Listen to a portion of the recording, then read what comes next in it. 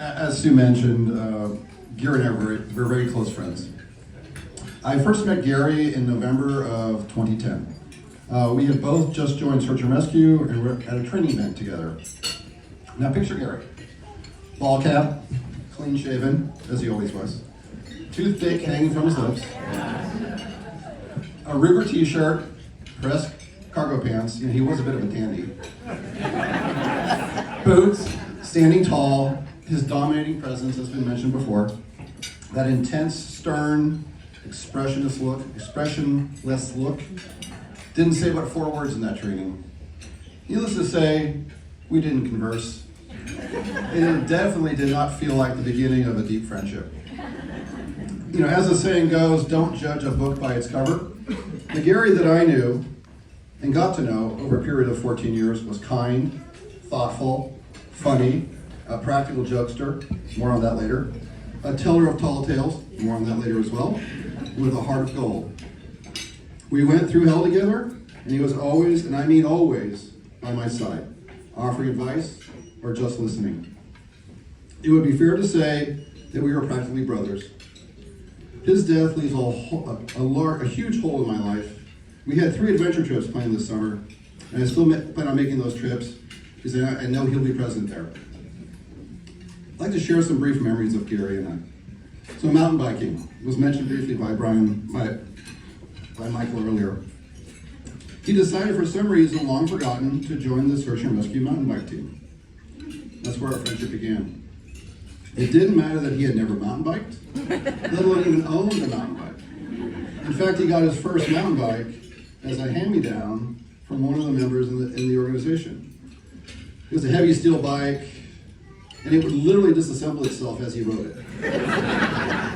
But he rode hard, learning to become an accomplished rider. You know, and together over time, we would ride many hundreds of miles all over the West. On our rides, we would follow what we called the Grassafi rule. That means you stop in a fork in the road and wait for the rest of the group.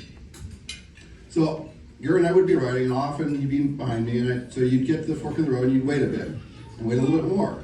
And then you'd ride back up the hill to go find him.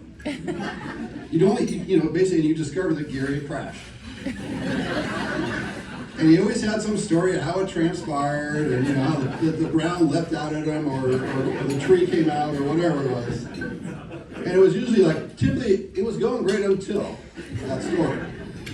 Now, if he was in earshot in the run-up to the crash, you'd hear him yell out, "I'm a bull rider," that was his famous word, followed by a thud and a groan.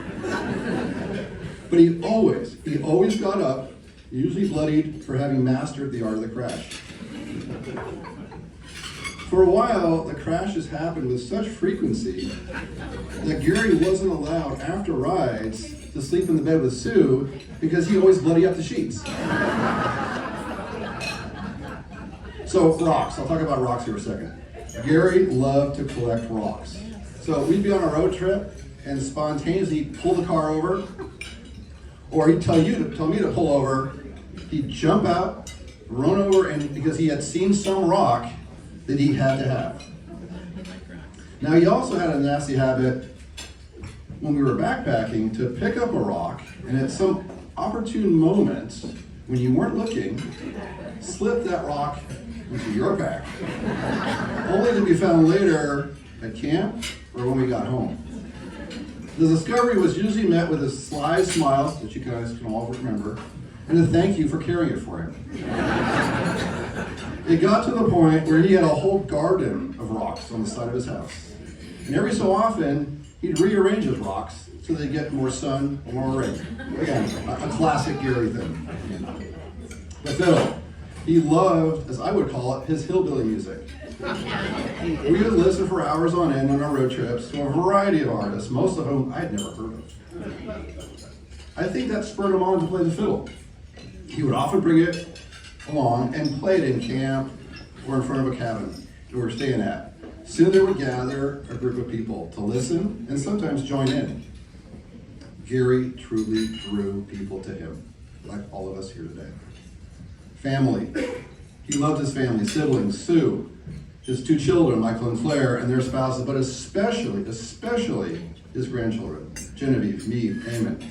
His face would light up at the mention of their names, to the point that he wrote a book dedicated to his grandson Eamon. Tall Tales. As a true Irishman, Gary had the gift of storytelling. Sometimes he would suck you into a story that was so believable that only years later you would find out he had made it up. Yeah. Such was the origin of the toothpick that I mentioned earlier. I asked him, hey, what's the deal with that toothpick he always had? He said, well, he'd been buying these toothpicks since he was a beat cop, in downtown, working in LA's Japantown, and he run across this small shop that was owned by this Japanese man, and he made handcrafted toothpicks from mighty oaks. And he could tell way better than I could, but he would go on and on and on. He would have you wrapped for 5-10 minutes. I fell hook, line, and sinker only to find out years later that it was total BS. And I often watch Gary tell that tale to others, and I struggled to keep a straight face listening to him tell it, but he pulled it off. So, one of his favorite stories, or should I say series of stories, was that of Pecos Bob. What began as an answer to a question posed by Eamon as to why Gary had gopher poison in the shed evolved into a series of short stories. On our many hikes and backpack trips, all of a sudden Gary would burst out talking about Pecos Bob, his many exploits, or he'd shout inexplicably at the top of his lungs, "Ralph, get that crow out of the kitchen." We didn't know what was going on. Little did we know that he was trying out on us a collection of stories that would later form the book, The Legend of Pecos Bob. The story of a boy raised by coyotes who would encounter a number of colorful characters of Western lore, such as Paul Bunyan and Smokey the Bear. In many ways, it reminds me of Gary's spirit. He embodied Pecos Bob. Therefore, I think it's only fitting that I close with the book's last chapter entitled One More Coyote Was Heard. There remains to this day the unanswered question in the legend of Pecos Bob. Whatever happened to him? Some say he just got old and lived out his time. Some keep him alive in the stories and tales of his adventures. Some want to believe that anyone who lived as he did could still actually be alive. And indeed, that is not the nature of one who becomes a legend. Sure, we may never know for certain, and hopefully be content with just let the memory be, as Iris DeMint says in the words of her song. Yet there is another idea about what became of Pecos Bob. It's maybe best expressed in the words of an old song that can be heard around campfires today at the end of long days of roping and branding on those cattle ranches that still do roundups the old way. It goes about like this. There was a cowboy raised in West Texas. His face burned deep by the sun, part coyote, part boy, part legend. He was there when the country was young. He would tell of great tales of the old days, of adventures he'd known all around. He'd sit under the stars of the Milky Way and listen as the coyotes would howl. And they say, woo, yip, woo, oodaloo, you, yip, yip, yip, aloo.